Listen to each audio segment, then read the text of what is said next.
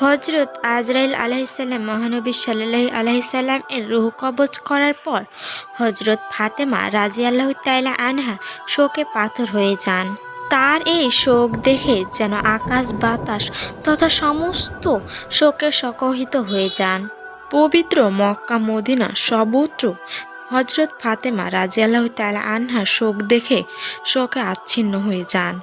মহানবী সাল্লাল্লাহু আলাইহি সাল্লাম এর ইন্তিকালের অব্যাহত পরে যখন গোসল ও কাফনাদি সমাপ্ত করিয়া দাফনের উদ্দেশ্যে রওজা মোবারকে নেওয়া হলো, তখন নবী দুলালী ফাতেমা রাদিয়াল্লাহু তাআলা আনহা ছোট্ট শিশুদের মতো কাঁদতে লাগলেন এবং বলতে লাগলেন, হায় হায়, আব্বাজানকে সকলের নিকট হতে আলাদা করিয়া অন্ধকার মাটির কবরে রাখিয়া আসিলে তিনি একাকী সেখানে কেমন করিয়া শুইয়া থাকিবেন।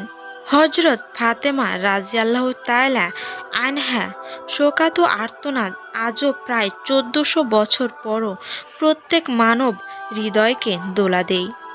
একদিন সাহাবী হজরত আনাস রাদিয়াল্লাহু তাআলা আনহুকে হজরত ফাতেমা রাদিয়াল্লাহু তাআলা আনহা জিজ্ঞেস করলেন, হে আনাস, বলো তো, তোমরা কোন প্রাণী আল্লাহ রাসূল সাল্লাল্লাহু আলাইহি সাল্লামকে কবরে রাখিয়া মৃত্তিকার দ্বারা আবৃত করিলে?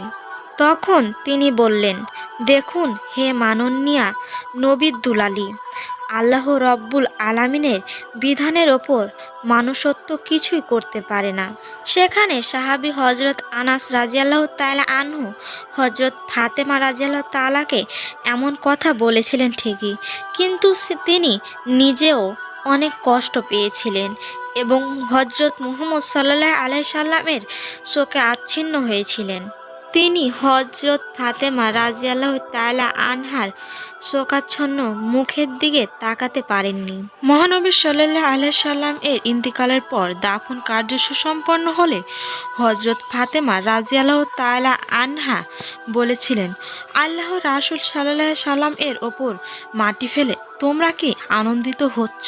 নবীর দুলালী হজরত ফাতেমা রাদিয়াল্লাহু তাআলা আনহার বুক ফাটা আর্তনাদ সবাইকে কাঁদিয়েছিল, যা পাঠক হৃদয়ে বিগলিত না হয়ে পারে না। আল্লাহ রাব্বুল আলামিনের শাহিদ দরবারে নবী দুলালী ফাতেমা রাদিয়াল্লাহু তাআলা আনহা এই বলে দোয়া করতেন যে, ইল্লাহি আমার ফাতেমার অন্তরকে মুহাম্মদ সাল্লাল্লাহু আলাইহি সাল্লাম এর অন্তরের নিকট পৌঁছাইয়া দিন। হে আমার আল্লাহ, আমাকে রাসূলুল্লাহ সাল্লাম এর দিদার লাভ করিয়ে খুশি করে দিন। ইল্লাহি হাসরের দিন মুহাম্মদ সাল্লাল্লাহু আলাইহি সাল্লাম এর শাফাআত থেকে মাহরুম করবেন না। মহানবী হজরত মুহাম্মদ সাল্লাল্লাহু সাল্লাম এর মৃত্যুর পর কন্যা ফাতেমা রাদিয়াল্লাহু তাআলা আনহার জীবনের ব্যাপক পরিবর্তন আসে। তার প্রতিদিন প্রবাহিত হত হুজুরকে সাল্লাল্লাহু আলাইহি সাল্লাম এর অনুপস্থিতির শোককে সঙ্গী করে।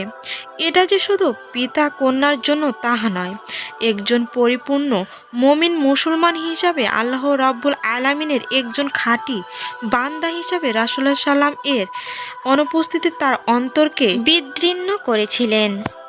একদিকে একজন স্নেহধন্য কন্যা হিসাবে প্রিয় পিতার শোক, অপরদিকে আল্লাহ একজন খাঁটি মুমিন বান্দা হিসাবে আখেরি নবী রাসূলুল্লাহ সাল্লাম এর প্রতি শোক। এই উভয় শোক একত্রিত হয়ে হজরত ফাতেমা রাদিয়াল্লাহু তাআলা আনহার নিকট এক শোকের পাহাড় জমা হয়েছিল। রাসূল সাল্লাল্লাহু আলাইহি সাল্লামের ইন্তিকালের পর যে 6 মাস তিনি জীবিত ছিলেন, তার সমগ্র সময় ধ্যান ধারণে এই শোকনল অনুপস্থিত হননি। এক সময়ে ফাতেমা রাদিয়াল্লাহু তাআলা আনহু হুজুর সাল্লাল্লাহু আলাইহি সাল্লাম এর উদ্দেশ্যে বেশ কিছু কবিতা রচনা ও আবৃত্তি করেছিলেন।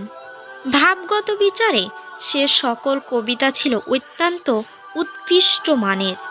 ফাতেমা রাদিয়াল্লাহু তাআলা আনহা রচিত এমন একটি কবিতা হলো, আকাশ গর্ভ ধূলিকাপূর্ণ, সূর্য হলো কিরণ শূন্য, যৌতিক সকল হলো মলিন, ভূতল শোকেতে হলো পূর্ণ, হলো যে তা শতধনা চূর্ণ।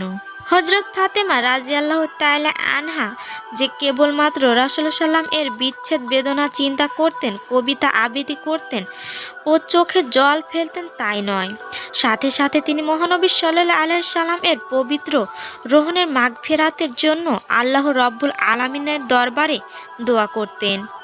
রাসূল সাল্লাল্লাহু আলাইহি সাল্লাম এর প্রতি দুরূদ পাঠ করতেন। রাসূলুল্লাহ সাল্লাম এর রওজা শরীফে প্রায় প্রতিদিনই তিনি সশরীরে গমন করিয়া জিয়ারত করতেন এবং সেখানে দীর্ঘ সময় দাঁড়িয়ে থাকতেন। হুজুর সাল্লাল্লাহু আলাইহি সাল্লামের প্রতি তার আদরের দুলালি ফাতেমা রাদিয়াল্লাহু তাআলা আনহুর শোক প্রকামের এমন আরও কাহিনী রয়েছে। সেগুলো যদি আপনারা শুনতে চান তাহলে অবশ্যই আমাকে কমেন্টে জানাবেন আর আমার চ্যানেলটি লাইক ও সাবস্ক্রাইব করে দেবেন।